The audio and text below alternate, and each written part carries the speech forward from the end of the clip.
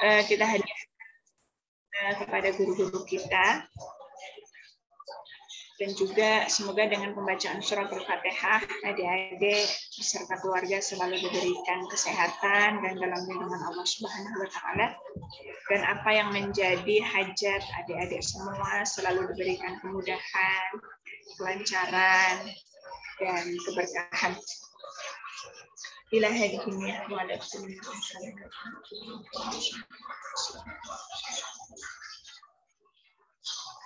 Al-Fatihah. أعوذ بالله من الشيطان الرجيم بسم الله الرحمن الرحيم الحمد لله رب العالمين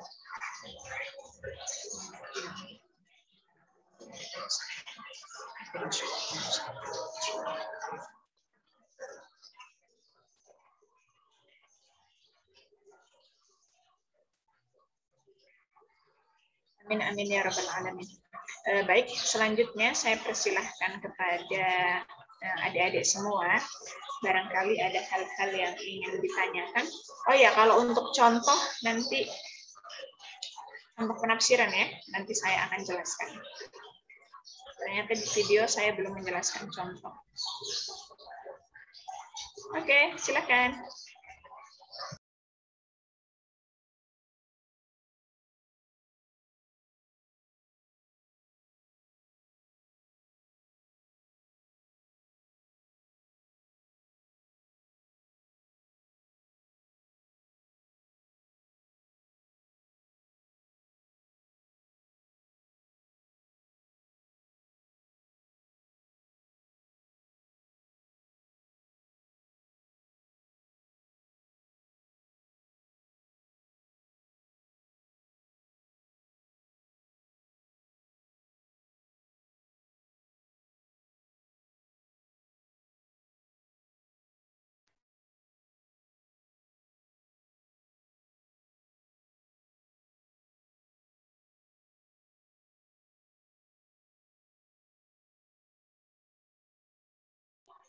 Tidak ada nih.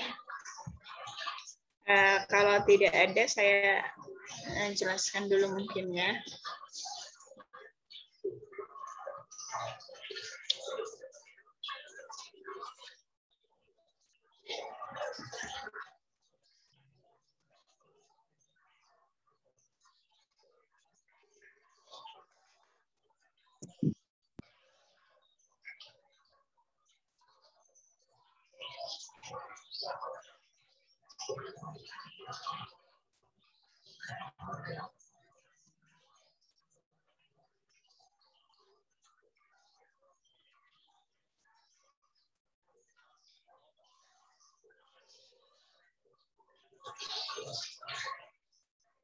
Oke.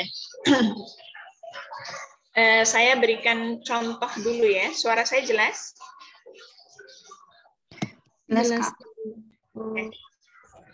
Bismillahirrahmanirrahim. Di video kan saya sudah sampaikan ya bahwa Muhammad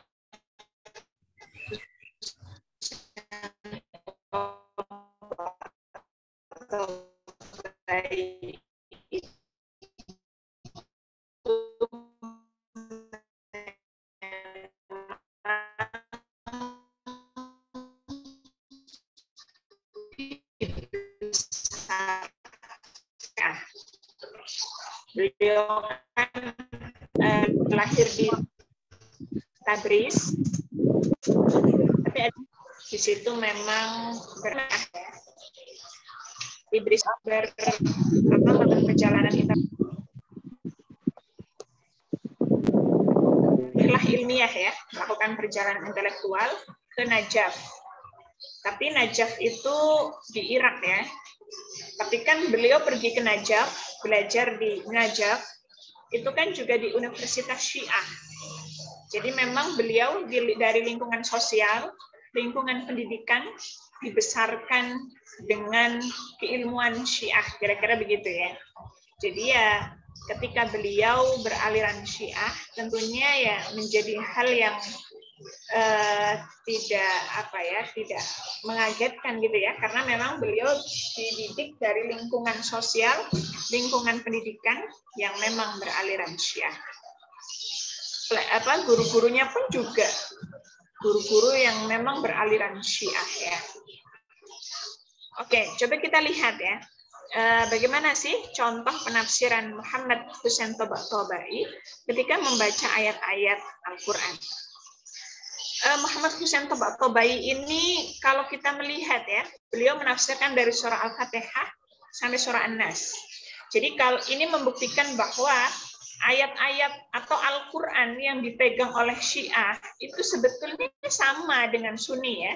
Kan kadang ada itu isu di luar sana yang mengatakan ayat Al-Quran yang dimiliki oleh Syiah itu berbeda dengan Sunni. Tapi kalau kita membaca tafsir Al-Mizan, karya Tabatabai itu ayatnya sama.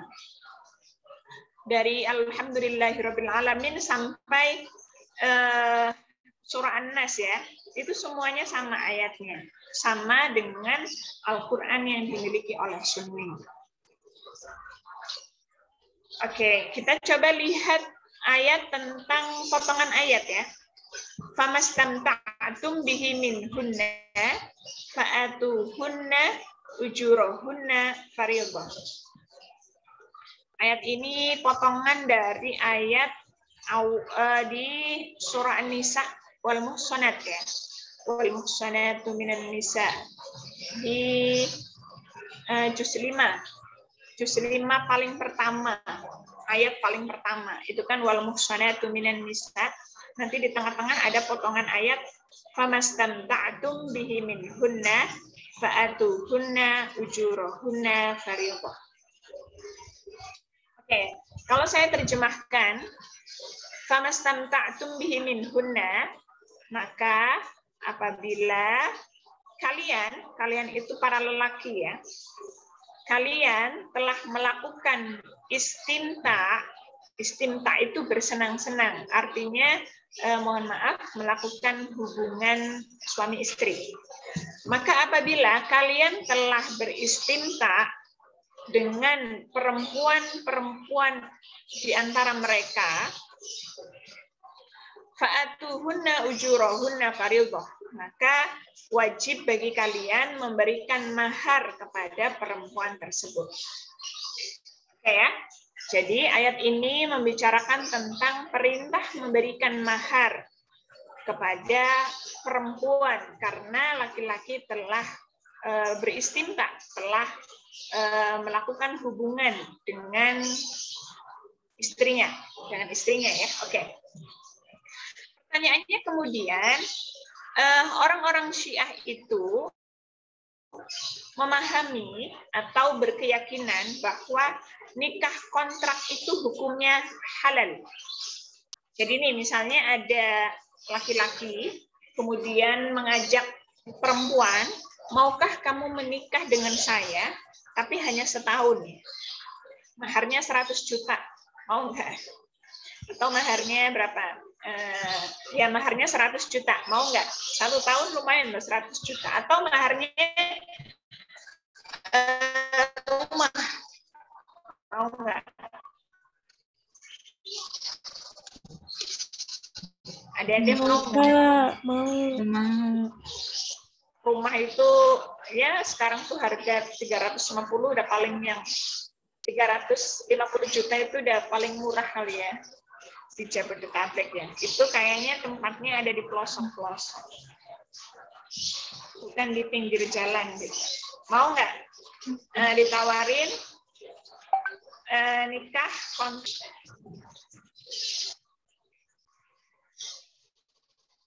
Nggak mau. Mau nggak dek? Enggak, Kak. Enggak. Dia mau sih. Enggak mau. Lumayan loh, setahun langsung punya rumah kita. Oke, nggak mau ya? Enggak, Bu. Nggak mau ya, oke. Ya, jadi kalau orang Syiah itu memperbolehkan nikah kontrak deh.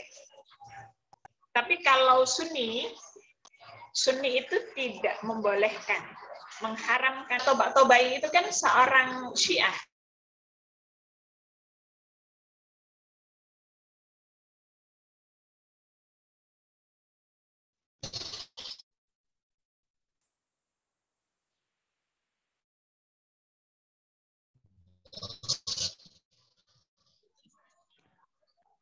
Halo.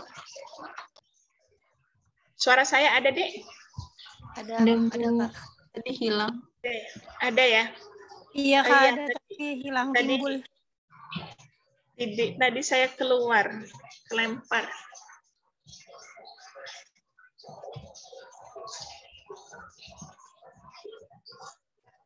Sekarang masih putus-putus nggak? Enggak, Bu. Kak. Saya tethering ke HP. Sebentar, saya posisikan.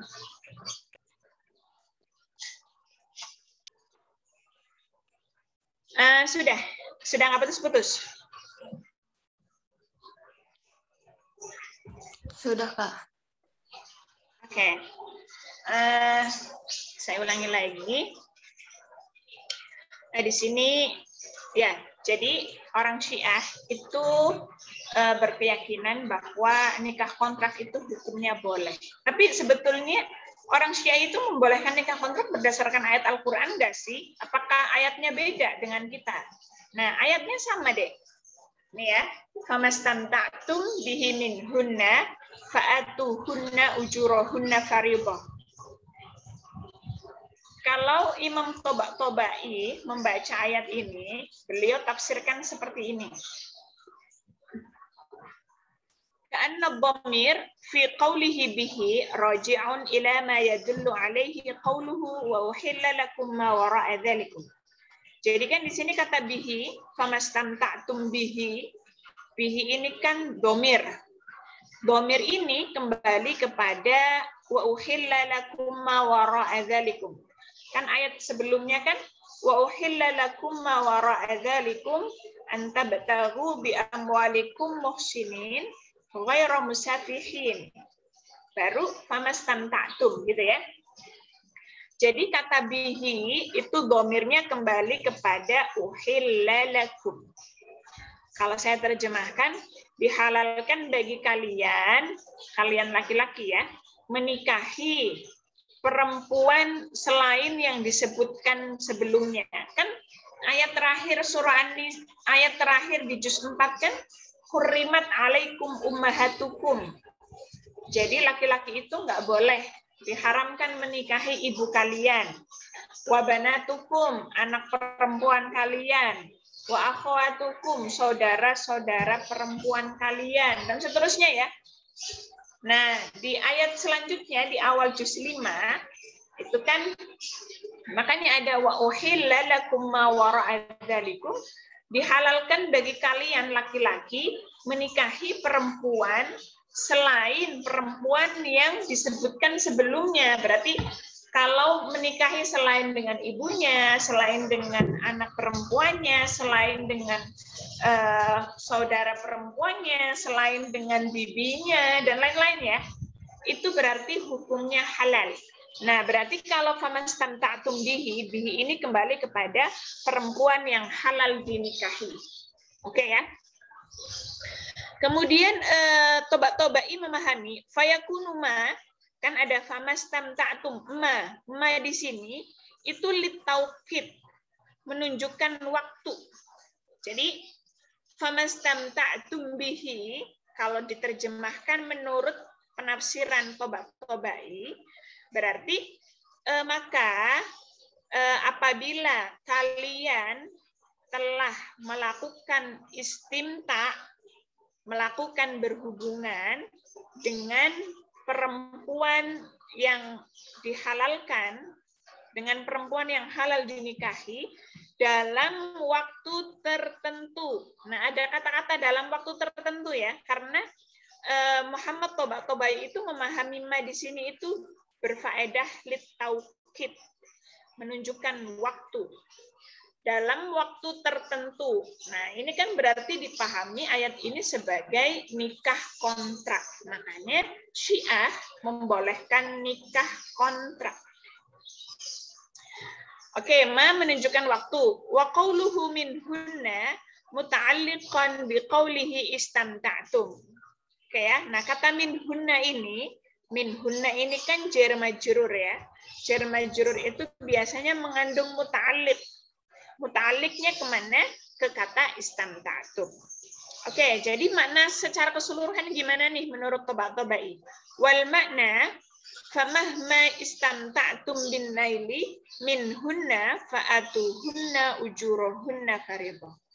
Jadi kalau diterjemahkan, maka apabila di antara kalian laki-laki telah mendapati, bin naili itu kan memperoleh ya, mendapati perempuan-perempuan di antara mereka yang memang halal dinikahi, karena tadi bihi itu hinya kembali kepada uhilla lakum ya.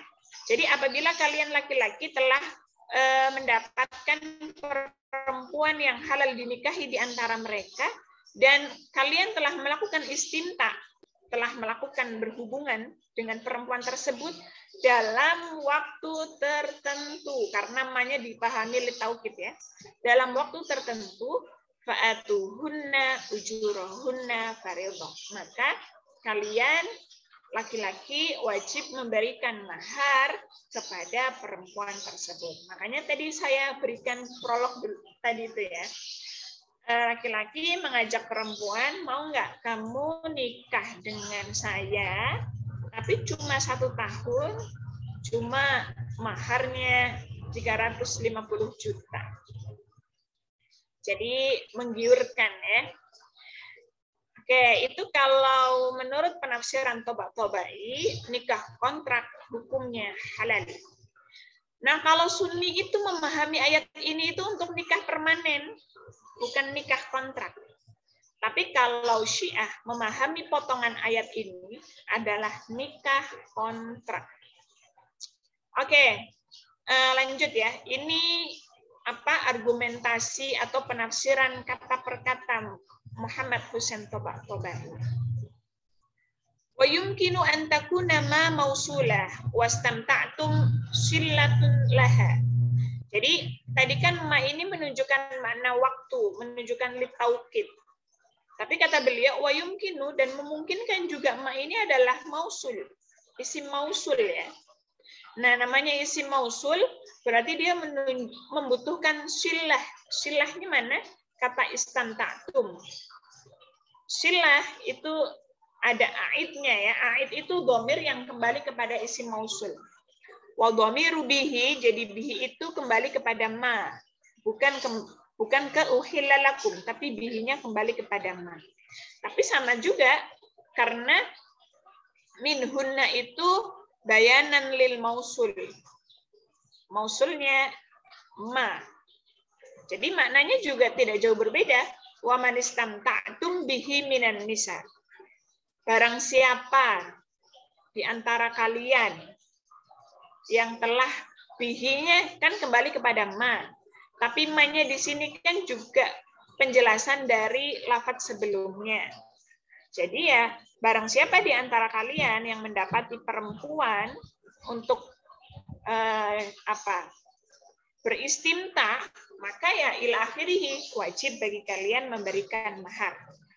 Jadi Toba-Tobai memahami ayat ini dipahami sebagai nikah kontrak. Argumentasi berikutnya, wal jumlah a'ni qauluhu famastamta'tum ila akhirih tafri'un lima taqaddamaha minal kalam lima kanil fa. Jadi menurut beliau famastamta'tum itu adalah tafri'. Tafri' itu cabang. Cabang ya. Namanya cabang pasti ada apa? Ada pusatnya ya. Pusat. Ada apa sih? Ya namanya cabang, ya kayak kantor cabang. Pasti kan ada pusatnya. Nah, menurut beliau redaksi istamta'tum bihi minhunna fa'atuhunna ujurahunna fariḍah itu adalah tafri', cabang. Tentunya ada pusatnya. Atau mungkin lebih mudah dipahami, istamta'tum bihi minhunna itu khusus. Berarti kan ada umumnya. Umumnya berarti wa uhilla lakum ma wara'a dzalikum. Oke, saya berikan contoh yang bawah dulu ya untuk memudahkan pemahaman famastamta'tum. Di sini beliau memberikan contoh untuk memahami argumentasi beliau. Ayyaman ma'dudat, faman kana minkum maridan aw ala safarin. Ayat sebelumnya apa, Dek? Sebelum ayyaman ma'dudat.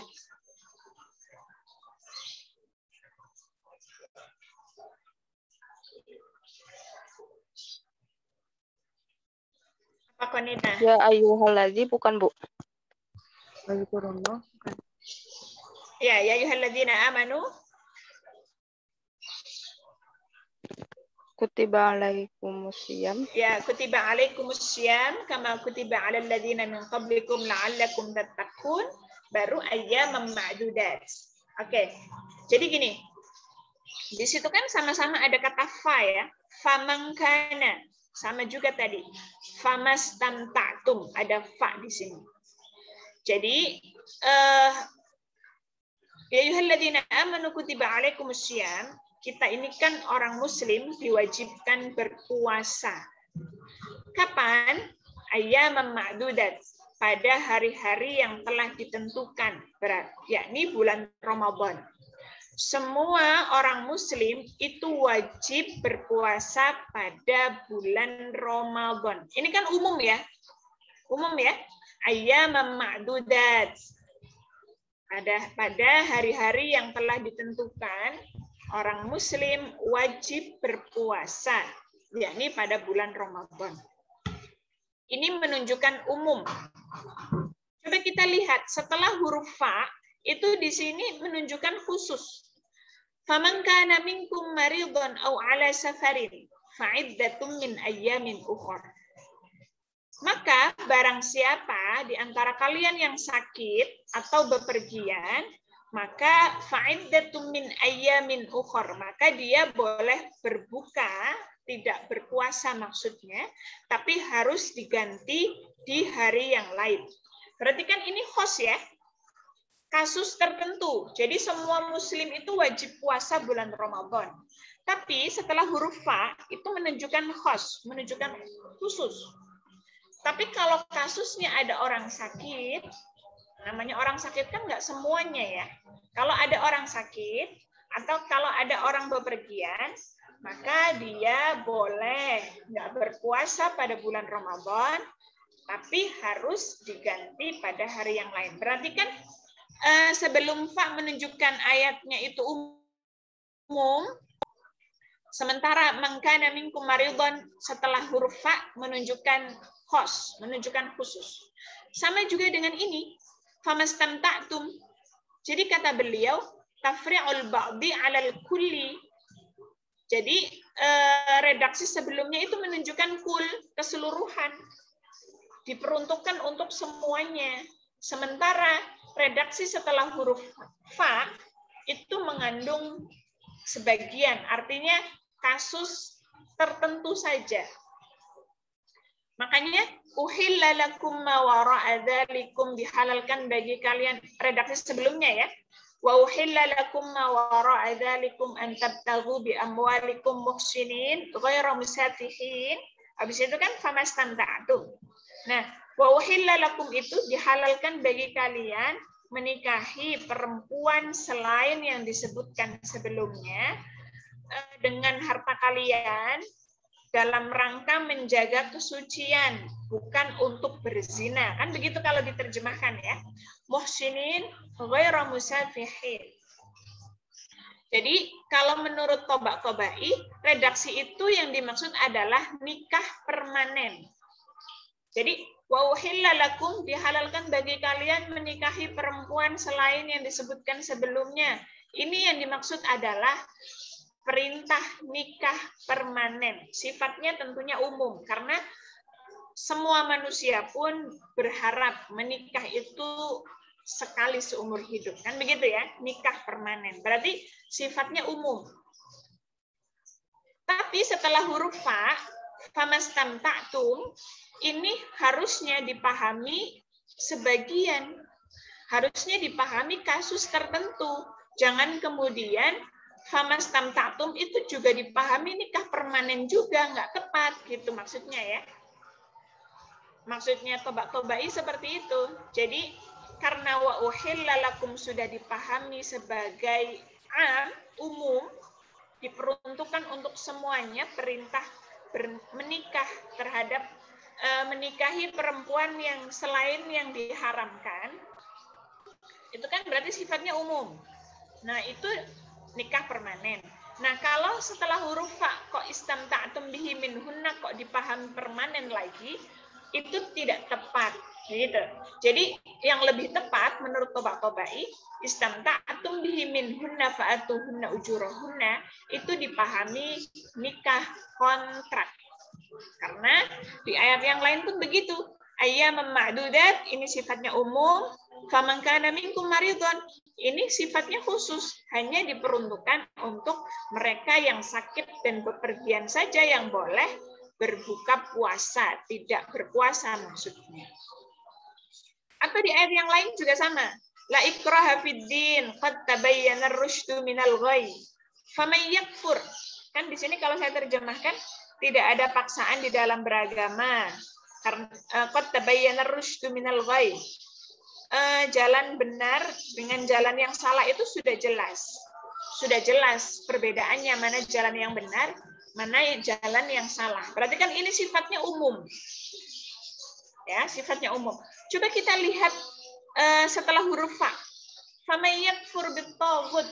Nah, ini kan berarti kasus tertentu. Barang siapa yang kufur terhadap taghut. Nah, ini kan berarti menunjukkan khos sebagian. Karena tidak semua. Jadi hanya kasus tertentu saja. Bisa dipahami ya? Apa ada yang mau ditanyakan dari sini?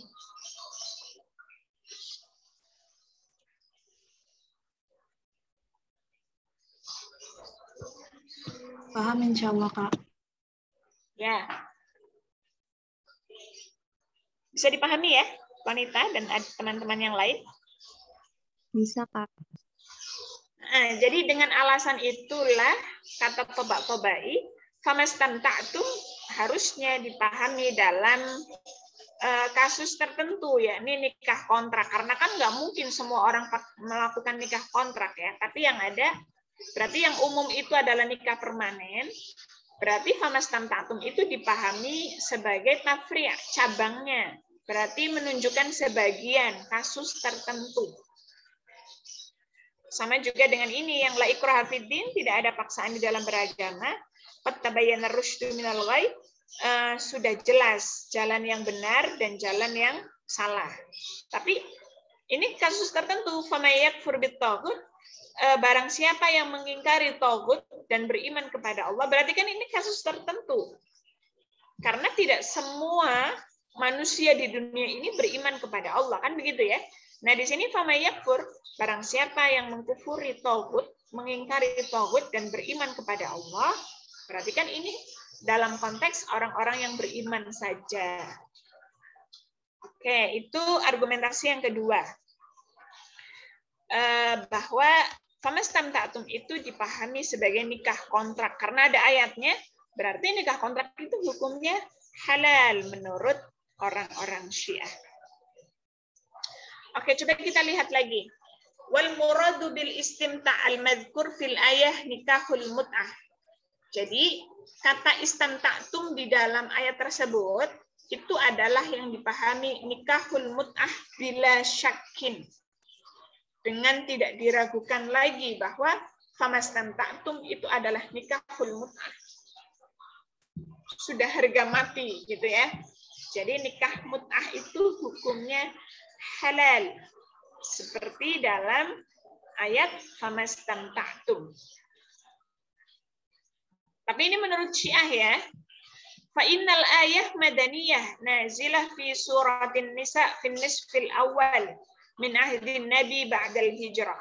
Jadi sesungguhnya ayat ini, yakni famastamta'tum, itu merupakan ayat madaniyah, berarti turun ketika Nabi setelah hijrah ya. Ayat madaniyah yang terdapat dalam surah An-Nisa yang turun di pertengahan awal kepemimpinan Nabi setelah hijrah. وهذا النكاح أعني نكاح المتعة كانت دائرة بينهم معمولة عندهم في هذه البرهة من الزمن من غير شك. Jadi kata beliau, famastamta'tum itu memang yang dipahami adalah nikahul mut'ah. Karena apa? Ya karena memang pada saat itu pun para sahabat ada yang melakukan nikah kontrak dan Nabi mendiamkan. Begitu ya. Nah, ketika Nabi mendiamkan berarti ya nikahul mut'ah itu hukumnya halal. Sampai di sini min ghairi syakkin, dengan tidak diragukan lagi bahwa nikah kontrak hukumnya halal. Tapi ini menurut Syiah ya. Saya khawatir nanti ada yang memahaminya, Kamamlu membolehkan nikah kontrak. Bukan, saya sedang membaca penafsirannya Toba-Tobaiyah. Karena sebetulnya kalau nikah kontrak hukumnya halal, sebetulnya yang ini ya, yang dirugikan kan perempuan ya. Jadi apa bedanya dengan mereka yang melakukan prostitusi online itu ya? Ganti-ganti pasangan, dipinjam semalam, dipinjam 2 malam, disewa 3 malam, nanti dapat fee, kira-kira begitu ya. Jadi kayak ya dengan mudah sekali berganti-ganti pasangan kan begitu ya. Makanya Sunni itu mengharamkan nikah kontrak karena sebetulnya maudaratnya lebih banyak ya. Nanti terjadi apa? Ya karena ganti-ganti pasangan kan nanti menimbulkan penyakit baru ya. Dan lain sebagainya. Intinya maudaratnya lebih banyak ya. Dan yang paling banyak merasakan maudaratnya sebetulnya perempuan. Nah, kalau nikah kontraknya sebulan, terus nanti hamil gimana kan begitu ya? Sementara kontraknya sudah habis, berarti kan si laki-laki itu tidak punya kewajiban misalnya menafkahi anak tersebut ataupun yang lain. Nah ini kan juga yang dirugikan sebetulnya perempuannya. Oke, ini alasan siapa Toba-Tobai membolehkan, bukan membolehkan, menafsirkan ya, memahami famastamta'tum itu menunjukkan bahwa nikah kontrak itu memang ada ayatnya dan ayat itu memang membenarkan. Kan famastamta'tum apabila kalian melakukan beristimta dengan di antara istri-istri, di antara perempuan yang halal dinikahi dalam waktu tertentu. Nah, berarti kan ayatnya ada, memang diperbolehkan nikah kontrak. Oke, ada yang menarik ya di redaksi yang terakhir. Ala ma'aniha al-lughawiyah al-asliyah. Jadi menurut beliau sudah sepantasnya famastamta'tum itu dipahami nikah mut'ah. Karena apa? Secara redaksi katanya kata yang dipakai itu kan istamta'tum, famastamta'tum. Nah, harusnya istamta'tum kan secara bahasa itu adalah mut'ah. Tamta ya, mut'ah, bersenang-senang. Kalau nikah permanen itu tidak dalam rangka bersenang-senang. Jadi dia wajib memberikan mahar pertama memang karena akad itu sendiri ya. Akad itu sendiri, adanya akad pernikahan yang kemudian mewajibkan laki-laki memberikan mahar. 50%-nya karena akad, 50%-nya memang karena karena diperbolehkannya hubungan suami istri, makanya laki-laki wajib memberikan mahar. Tetapi kalau famastamta'tum ini kan berarti memang dalam rangka istimta saja ya, bersenang-senang. Makanya di sini kata beliau karena redaksinya menggunakan famastamta'tum, maka lebih tepatnya dipahami sebagaimana al-lughawiyah al-asliyah, bahasa asalnya, yakni mut'ah, istamta'tum mut'ah. Gitu ya. Jadi famastamta'tum dipahami nikah mut'ah menurut Toba-Tobai. Oke, saya persingkat. Ini beliau juga memberikan pernyataan lagi ya dari penjelasan-penjelasan beliau sebelumnya itu. ala nikahil mut'ah. Jadi memang yang dipahami adalah nikah mut'ah. Ayat itu sudah tidak diragukan lagi ya bahwa yang dipahami adalah nikah mut'ah. Oke, coba kita lihat argumentasi yang lain ya. Ini beliau sampaikan, wa amman naskhu faqad qila innal ayah mansukhah bi ayatil mu'minun. Jadi ada yang mengatakan, kan di video saya sampaikan bahwa siapa Tobai itu menamakan kitabnya itu kan dengan Al-Mizan, timbangan. Karena memang beliau memasukkan berbagai pendapat yang kemudian nanti beliau mempertimbangkan mana pendapat yang lebih diunggulkan, kan begitu ya. Makanya di sini beliau menampilkan ragam pendapat. Antara pendapat-pendapat yang beliau tampilkan, yang beliau rujuk, ada yang mengatakan faqad qila, ada yang mengatakan bahwa famastamta'tum itu sudah dinasah hukumnya, sudah dihapus. Apa ayat yang menghapus? Walladzina hum li furujihim hafizun illa ala azwajihim aw ma malakat aymanuhum fa innahum ghairu malumin. yakni orang-orang, kan ini surah Al-Mu'minun ya, qad aflahal mu'minun alladzina hum fi salatihim khashi'un walladzina hum 'anil lagwi mu'ridun walladzina hum li furujihim hafizun. Ya, walladzina hum li furujihim hafizun. Jadi orang mukmin yang beruntung itu adalah orang-orang yang menjaga kemaluannya kecuali dengan suami dan budaknya, kan begitu ya. Oke, jadi famastamta'tum itu memang dipahami nikah kontrak. Tapi hukumnya itu sudah dihapus oleh ayat walladzina hum li furujihim hafizun. Ini menurut pendapat orang. Ini ditampilkan oleh Muhammad Tobai. Wakila mansuha bi ayatil iddah. Ada juga yang mengatakan bahwa ayat famastamta'tum itu hukumnya sudah dihapus oleh ayat iddah. Ayuhan nabiyyu idza talaqtumun nisa talliquhunna li'iddatihinna.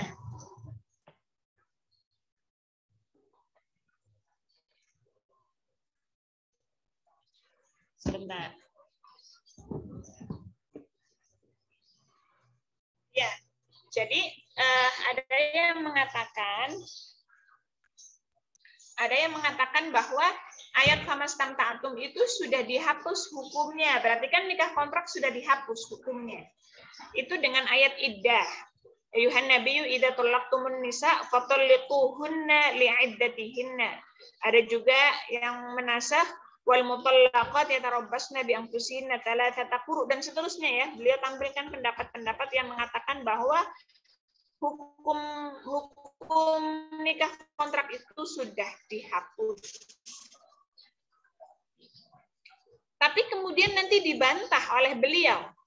Di sini dijawab ya, naha la taslihu lin naskhi fa innaha makkiyah wa ayatul mut'ah madaniyah. Jadi ketika ada yang mengatakan bahwa famastamta'tum, hukum diperbolehkan nikah kontrak itu sudah dihapus dengan surah Al-Mu'minun walladzina hum li furujihim hafizun illa ala azwajihim, itu kata beliau la taslihu, tidak tepat, enggak benar kalau famastamta'tum itu hukumnya dinasakh, dihapus oleh walladzina hum li furujihim hafizun.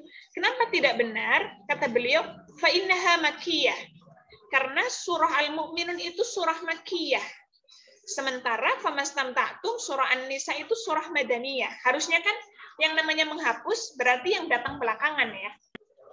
Tapi kalau famastamta'tum dihapus oleh surah Al-Mu'minun, sementara surah Al-Mu'minun itu makkiyah, kan secara logis nggak bisa diterima kalau ayat-ayat makkiyah yang datang lebih dulu kok menghapus ayat yang datang belakangan. Lebih tepatnya kan ayat madaniyah yang menghapus makkiyah, bukan makkiyah yang menghapus madaniyah. Nah, kalau famastamta'tum dihapus oleh walladzina hum li furujihim, tidak benar, salah kalau menurut Tobai. Kemudian argumentasi yang lain juga, wa amman nasxu bisairil ayat ka ayatil mirath wa ayatil talaq wa ayatil adad fa fihi anna nisbah bainaha wa baina ayatil mut'ah laysat nisbatun nasikh wal mansukh. Begitu ya. Jadi beliau memberikan bantahan-bantahan bahwa nikah kontrak itu belum dinasah hukumnya dan hukumnya boleh. Kira-kira seperti itu singkatnya ya. Saya ingin menampilkan sedikit lagi. Beliau juga menampilkan hadis-hadis ya. Sebentar. Ini karena menyebutkan penafsiran satu ayat dulu, baru menampilkan hadis di bawahnya. Nah ini riwayat-riwayat. Coba kita lihat riwayat yang untuk famastamta'tum.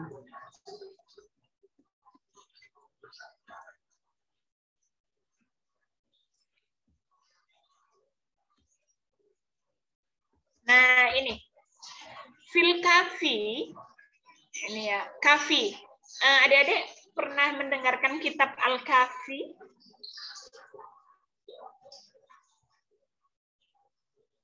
Al-Kafi itu kitab rujukan hadisnya orang-orang Syiah.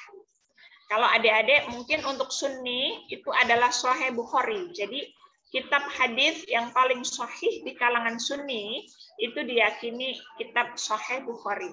Nah, kalau Syiah itu kitab hadis yang sahih, yang diyakini sahih, itu namanya kitab Al-Kafi. Oke, coba kita lihat ya. Fil Kafi bi isnadihi. Jadi di dalam kitab Al-Kafi dengan sanad an Abi Basir. Jadi diriwayatkan oleh Abi Basir, qala sa'altu Aba Ja'far 'anil mut'ah. Jadi Abi Basir ini menanyakan kepada Aba Ja'far. Aba Ja'far itu termasuk Imam 12 ya. Karena kan Tobak-Tobai itu Syiah Imamiyah yang mengakui, yang meyakini 12 imam. Aba Ja'far ini termasuk di antara 12 imam. Oke. Jadi Abi Basir menanyakan kepada Aba Ja'far mengenai mut'ah. Faqala nazalat fil Quran famastamta'tum. Jadi Abi Basir menanyakan mengenai hukum nikah kontrak, nikah mut'ah. Kemudian turunlah ayat famastamta'tum bihi minkunna fa'atuhunna ujurahunna fariqah. Atau di sanad yang lain ya. Wa fihi berarti masih di Al-Kafi ya. Wa fihi bi isnadihi an Zararah. Jadi sanad dari Zararah, diriwayatkan dari Zararah. Zararah qala jaa Abdullah ila Abi Ja'far. Jadi Abdullah itu mendatangi Abi Ja'far. Faqala lahu, Abdullah berkata kepada Abi Ja'far, ma taqulu fi mut'atin nisa? Bagaimana pendapat kamu mengenai nikah kontrak? Abi Ja'far, kata Abdullah ya.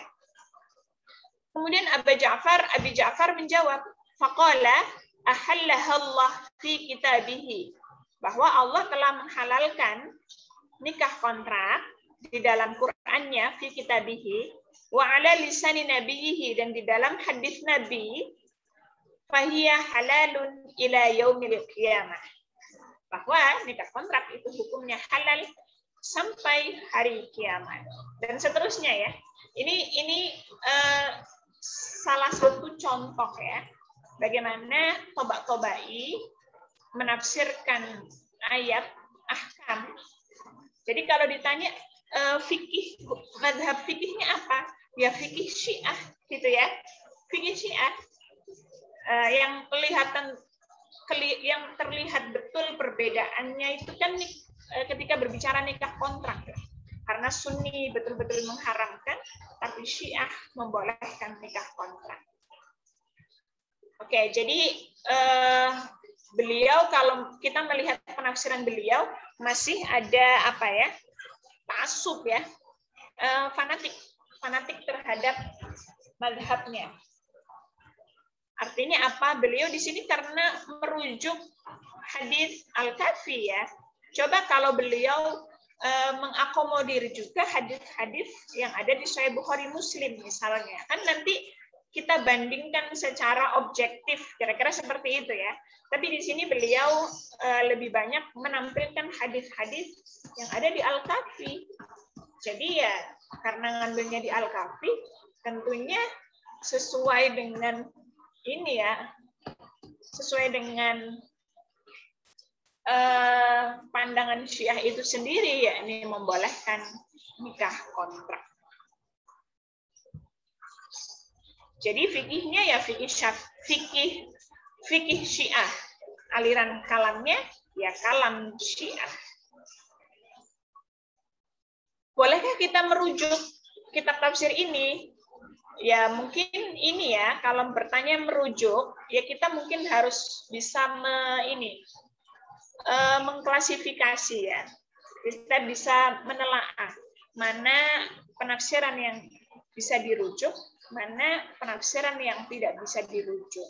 Mungkin kalau berbicara seperti ini, misalnya fikih tentang nikah kontrak, mungkin kita sebagai seorang Sunni ya jangan merujuk penafsiran Toba-Tobai tentang nikah kontrak, karena tidak sesuai dengan aliran pemahaman kita. Berbeda kalau adik-adik merujuk dalam rangka mengkritisi, ya sah-sah saja kalau memang dalam rangka untuk membantah argumentasi yang disampaikan oleh Muhammad Husain Toba-Tobai. Quraisy Shihab pun juga kan merujuk tafsir Toba-Tobai ya. Jadi adik-adik kalau membaca tafsir Al-Misbah itu juga terkadang Quraisy Shihab merujuk menurut Toba-Tobai. Nah, terkadang seperti itu. Tapi beliau itu tidak merujuk pada ini ajaran-ajaran Syiahnya tidak ya, tapi lebih kepada ayat-ayat yang sifatnya akhlak, tentang akhlak ya. Bagaimana kita berinteraksi dengan sesama dan lain sebagainya. Yang hal yang seperti itu kan tidak ada bedanya ya antara Sunni dan Syiah. Yang membedakan hanya ajaran-ajaran yang mungkin yang terlihat betul bedanya antara Sunni dan Syiah. Begitu ya. Jadi jangan kemudian ada orang di luar sana gara-gara Quraisy Shihab mengutip Toba-Tobai yang kemudian akhirnya wah Quraisy Shihab itu orang Syiah. Nah, jangan seperti itu. Jangan kita mudah sekali menilai gara-gara merujuk Toba-Tobai, kemudian kita menilai dia Syiah. Tapi kita lihat dulu apa yang dirujuk gitu ya.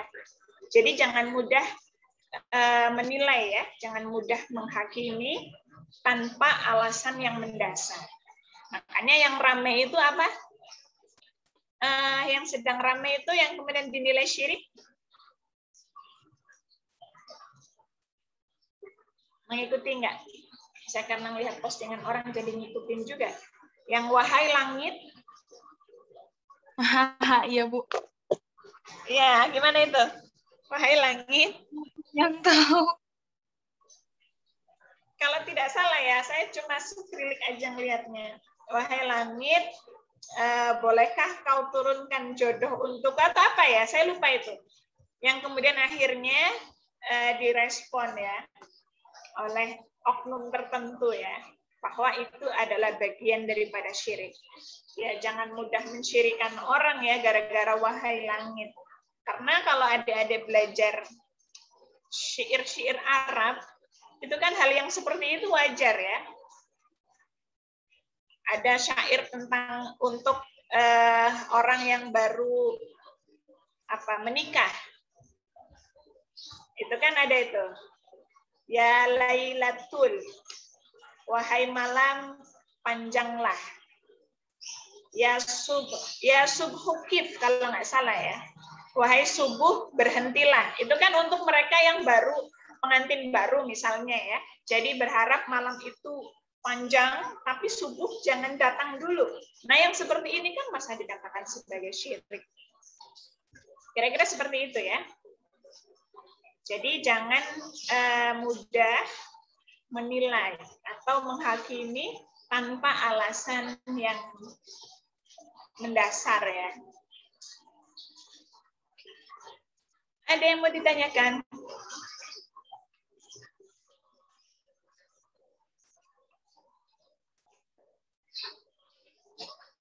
Jadi kalau Syiah boleh nikah kontrak. Kalau Sunni haram nikah kontrak. Karena menurut Sunni, memang pada saat itu Nabi menghalalkan nikah kontrak. Tapi kemudian Nabi mengharamkan nikah kontrak. Itu kalau di ini ya, hadis Sahih Bukhari. Jadi memang pada perang Khaybar kalau tidak salah ya, itu Nabi membolehkan. Karena kan dulu namanya orang berperang ya. Namanya orang berperang itu kan berbulan-bulan. Berbulan-bulan ya. Sementara ya mungkin adik-adik jangan menyamakan ya kondisi psikologi orang Arab dengan orang Indonesia. Mungkin orang Arab kalau melihat betis atau tersingkap betisnya perempuan misalnya ya, itu udah terangsang mungkin kalau orang-orang Arab ya.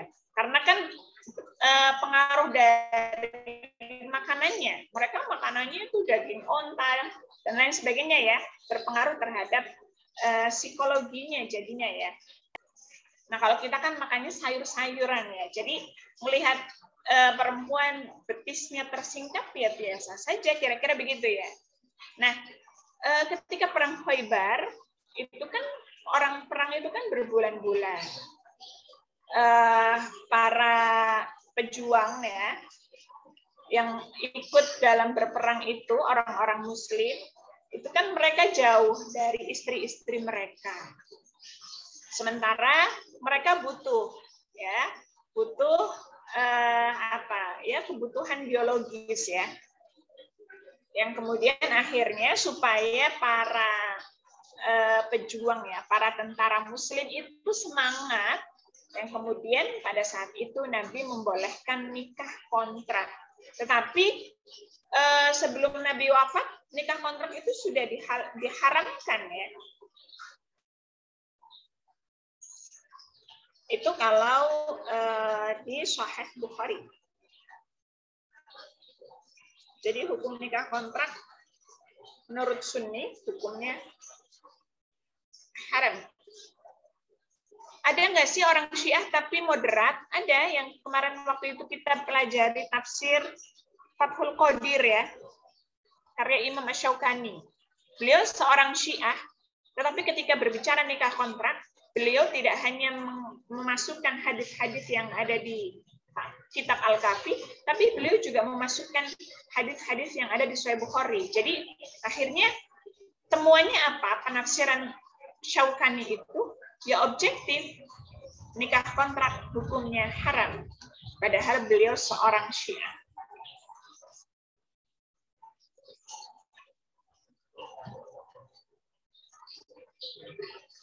Ada lagi yang mau ditanyakan? Ibu mau tanya. Kak mau tanya. Itu apa? Nikah kontrak itu caranya sama nggak sih Kak sama nikah siri? Nikah siri ya? Oh enggak, kalau nikah siri itu kan dia tidak tercatat di negara ya, nikah siri itu. Jadi misalnya nih adik-adik menikah itu kan nanti mendatangi KUA dan lain sebagainya ya, itu kan nanti tercatat di negara itu tercatat. Jadi misalnya ketika terjadi perceraian, seorang istri itu bisa menuntut hak karena sudah tercatat di negara ya. Berbeda dengan nikah siri. Kalau nikah siri kan berarti pernikahannya ya hanya di depan wali, di depan saksi, gitu saja ya. Tidak kemudian tercatat di negara. Itu namanya nikah siri. Jadi ketika dia misalnya kok cerai, maka dia tidak bisa menuntut harta gonogini ataupun yang lain, itu tidak bisa menuntut. Itu kalau nikah siri ya. Hanya ya jangan mau ya kalau ada perempuan kok misalnya dia punya ya harta yang banyak misalnya, kemudian dia siap menikahi si perempuan tersebut dengan siri, jangan mau. Itu enak di laki-lakinya, tidak enak di perempuannya, kira-kira begitu. Karena perempuan itu tidak bisa menuntut apapun.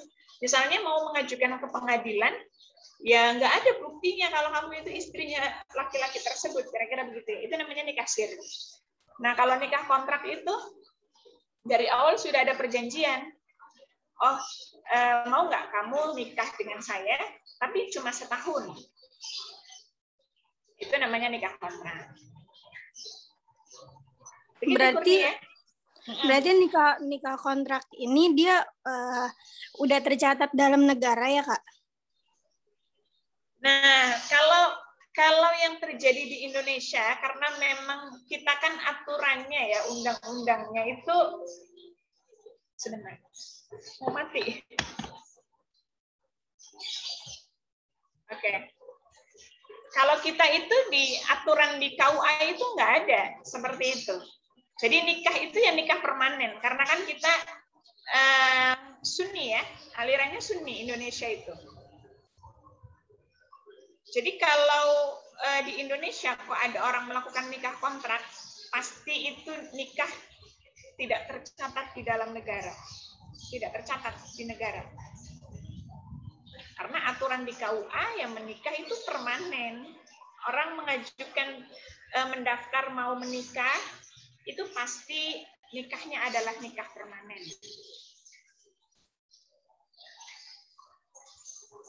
Begitu, Kurnia. Saya kurang tahu ya kalau misalnya di Iran itu gimana, karena kan mereka memang mayoritasnya Syiah ya. Saya belum tahu itu bagaimana aturan pernikahan di sana ya. Kan ada ya di Bogor misalnya kampung Arab misalnya ya, ada kan ya? Misalnya ada yang melakukan nikah kontrak. Saya yakin itu nikah di bawah tangan, artinya tidak tercatat. Ya kalau orang mau nikah kontrak, nah sebenarnya dia nggak perlu dicatat ya. Kalau perempuannya itu mau ya. Kamu mau nggak nikah kontrak sebulan, tapi maharnya 400 juta. Yang dia lihat kan 400 jutanya. Yang menguntungkan dia. Nggak apa-apa, nggak dapat harta gono gini, nggak masalah kan begitu. Yang penting di awal akadnya kan sudah dapat uang yang lumayan, kira-kira begitu.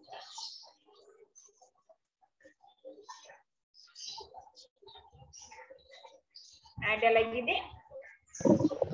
Tafsir apa itu berlaku tafsir yang hukum itu ya, Kak. Kalau yang tafsir Kenapa, Dek? Suaranya putus-putus ya? Atau saya ya? Itu kan maksudnya tafsir hukumnya, Kak. Kalau apakah berlaku juga kalau misalnya tafsir hukum yang lain tuh berarti dia lebih mengarahnya ke hukum Syiah gitu ya, Kak. Nah, ini kan contoh dari tafsir yang ada pertentangan nikah kontraknya. Berarti kalau ya, berarti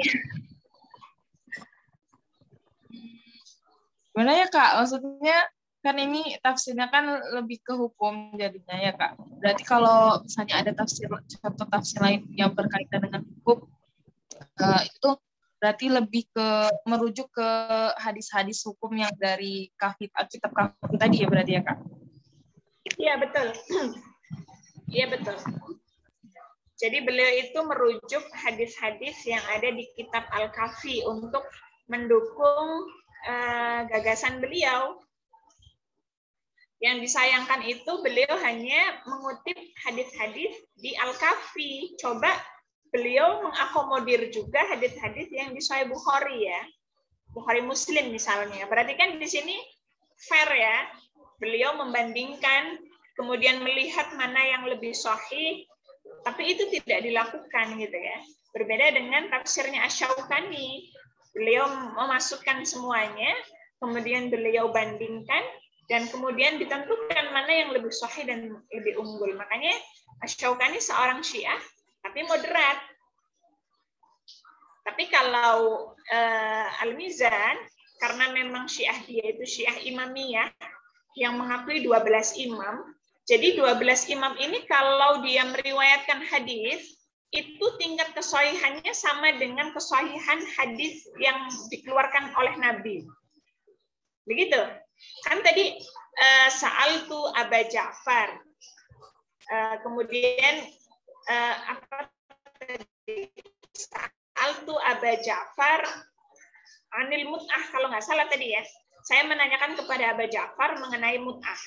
Faqala, kemudian Abu Ja'far mengatakan, nazalat, langsung famastamta'tum bihi ya. Turunlah ayat famastamta'tum. Atau mungkin di ayat yang di hadis yang berikutnya yang ada yang menanyakan, Abdullah menanyakan kepada Abu Ja'far. Abu Ja'far ini termasuk salah satu 12 imam, di mana kalau beliau meriwayatkan, jadi apapun yang beliau sampaikan gitu ya, fatwa beliau itu tingkat kesohihannya itu sama dengan hadis Nabi. Itu menurut Syiah Imamiyah ya.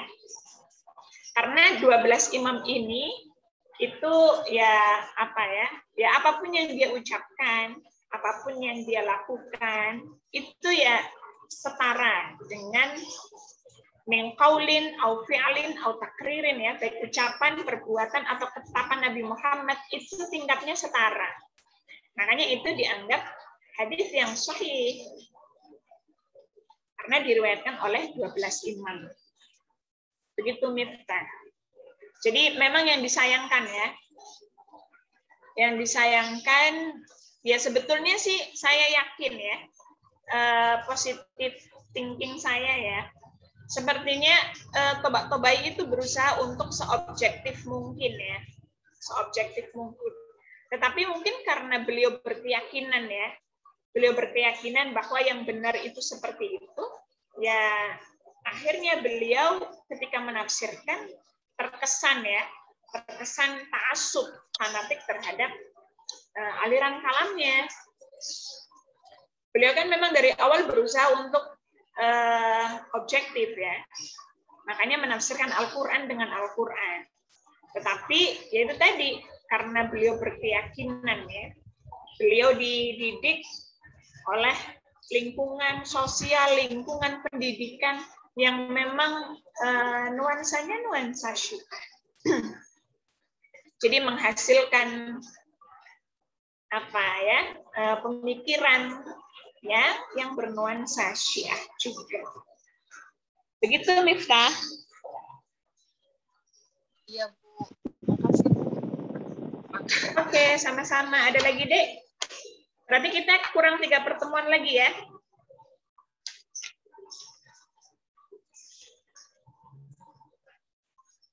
Lima tadi yang bertanya siapa? Miftah sama Kurnia ya? 5C, Kak. Jihan ya? Mau nanya Jihan, Sako ya? Kan kalau nikah sirih kan apa namanya? Nggak bisa ini ke pengadilan kan, kayak harta gono gini gitu. Tapi dalam agama dia tetap dapat harta misalnya punya anak tuh Kak, anaknya tuh dapat harta warisan nggak? Karena dalam agama maksudnya, dalam segi agama. Ini yang nikah yang apa ini Dek? Nikah sirih. Oh nikah siri ya. Jadi begini, namanya nikah siri ya. Kalau suaminya dengan legowonya membagi mah enak-enak saja ya. Cuma kan masalahnya kalau sudah masalah harta, itu terkadang laki-laki itu misalnya ya, sebetulnya laki-laki itu kalau ada niat mau nikah siri, itu kalau perspektif saya ya, kalau laki-laki kemudian mengajak perempuan kok nikah siri, itu harus tanda tanya sebetulnya. Kenapa dia kok menikahi perempuan secara siri, tidak tercatat secara sah, secara legal formal di negara ya? Pastikan dia punya tujuan, ya. Entah itu tujuannya apa, tapi kan itu tidak dibenarkan ya. Kalau saya melihat laki-laki kok dia mengajak nikah siri. Nah dikhawatirkan ya, dia itu punya kepentingan ya. Nanti misalnya ketika mungkin ada perempuan yang lebih menarik misalnya ya, kemudian dia poligami, itu si perempuan yang dinikah siri misalnya dia minta cerai gitu ya, dia udah nggak betah sama laki-laki tersebut, dia minta cerai. Oke, kalau memang minta cerai mungkin laki-lakinya bisa mengabulkan. Tapi coba ketika perempuan itu meminta harta yang dimiliki itu dibagi 2, kira-kira ya kalau laki-lakinya orangnya baik mah mungkin bisa langsung dibagi ya. Tapi coba kalau yang namanya harta kan orang itu sulit ya. Nah, ketika laki-laki ini tidak mau membagikan ya harta gonogini itu ya, dibagikan atau nanti untuk anak-anaknya juga, maka perempuan ini ketika laki-laki itu tidak mau membagikan, perempuan ini tidak bisa mengajukan pengadilan karena nggak tercatat. Begitu Jihan. Iya, Kak. Kecuali Tapi kalau dari segi tercatat ya. agama,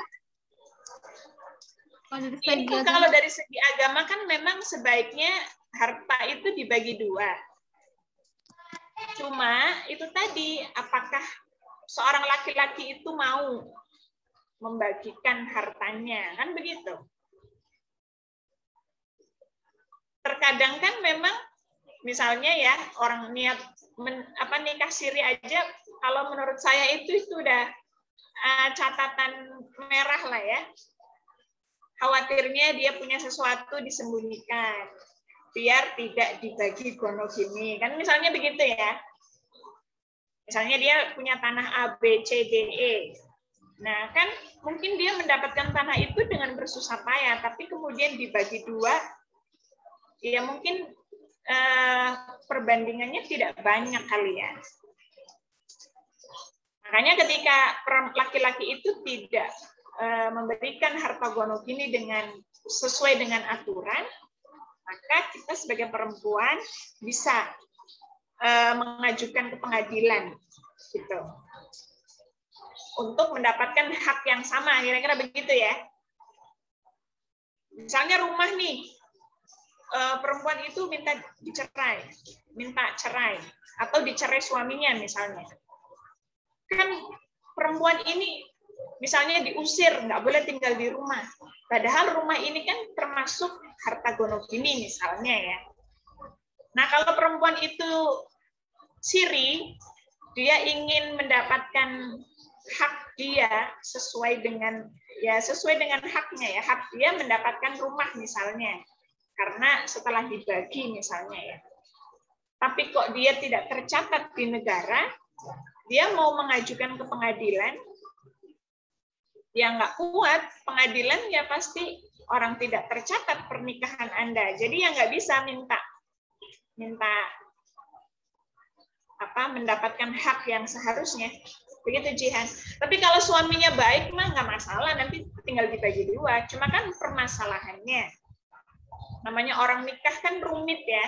Hal-hal yang misalnya yang sebetulnya masalah itu tidak besar misalnya. Itu aja bisa jadi besar gitu kalau dalam pernikahan ya. Apalagi kalau hal-hal yang sensitif seperti itu, masalah harta. Kan sensitif kalau harta itu.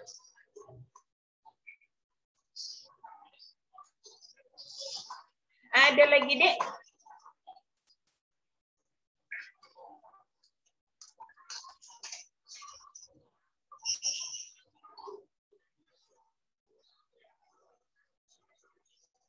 Sudah cukup?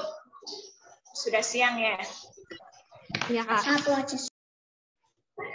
Oke, karena waktunya juga sudah jam 12:30 ya. Adik-adik juga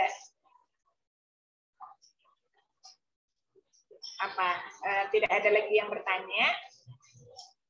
Dan sudah cukup nih. Kalau sudah cukup saya mau menutup. Iya baik Kak. Oke. Karena sudah tidak ada lagi yang bertanya, kita cukupkan sampai di sini. Tapi ala kulli hal, tafsir Al-Mizan ini bagian daripada khazanah keilmuan peradaban Islam ya. Bagaimanapun juga apa yang disuguhkan oleh Tabatabai ini juga bagian daripada warna penafsiran. Dan tentunya kita tetap harus mengapresiasi ya adanya penafsiran itu.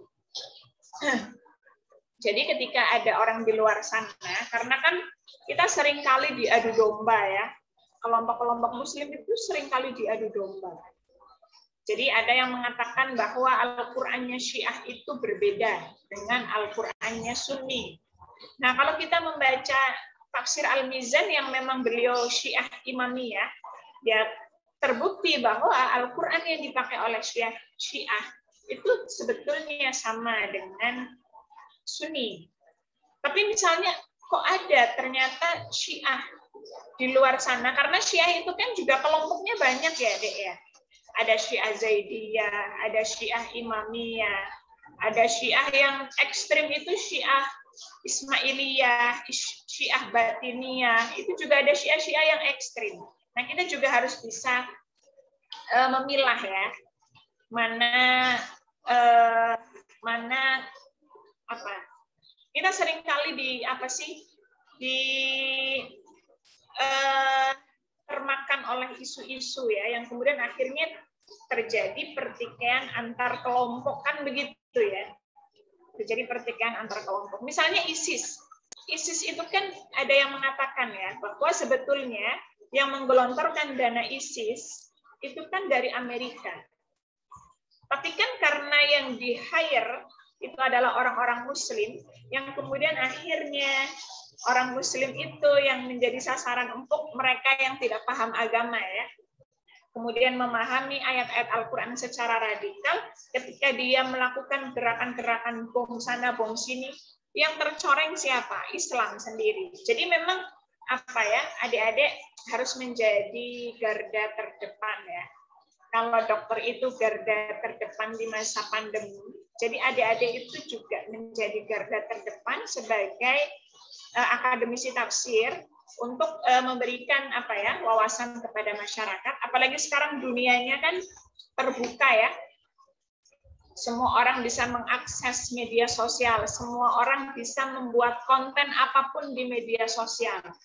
Sehingga sekarang mudah sekali ya. Yang ramai itu, wahai langit itu kan sebetulnya ya kok dengan mudahnya menganggap syirik dan lain sebagainya. Nah, ini kan karena dunia kita kan sudah dunia yang terbuka ya. Makanya adik-adik menjadi garda terdepan untuk memberikan pemahaman bahwa ajaran Islam itu adalah ajaran yang rahmah gitu ya, ajaran kasih sayang. Jadi bukan mudah mengkafirkan, mudah mensyirikkan, atau mudah membid'ahkan. Kan ramai ya dulu itu kue klepon sama Felix ya, Ustadz Felix. Itu bukan kue syar'i. Enggak, bukan klepon. Kurma itu adalah jajanan syar'i sesuai dengan makanan Nabi Muhammad. Nah, ini kan ramai juga ya. Dan seterusnya lah, artinya adik-adik harus menjadi garda terdepan, memberikan wawasan kepada masyarakat bahwa ajaran Islam itu adalah ajaran yang rahmah, ya, ajaran kasih sayang. Oke, karena sudah tidak ada lagi yang bertanya, kita cukupkan pertemuan ke-12 ini. Kurang lebihnya saya mohon maaf yang sebesar-besarnya. Semoga adik-adik selalu diberikan kesehatan dan semangat ya. Sebulan lagi adik-adik harus UAS. Jadi tahfidnya mohon jangan sampai menjadi kendala sehingga adik-adik ada yang tidak mengikuti UAS, jangan sampai ya. Jadi semuanya bisa berjalan dengan lancar, mulus, masuk bareng, Vicky, keluar bareng. Wisudanya bareng. 2023 ya. 2023. Oke, kurang lebihnya saya mohon maaf. Wassalamualaikum warahmatullahi wabarakatuh. Waalaikumsalam warahmatullahi wabarakatuh. Terima kasih banyak. Oke, sama-sama. Selamat makan siang.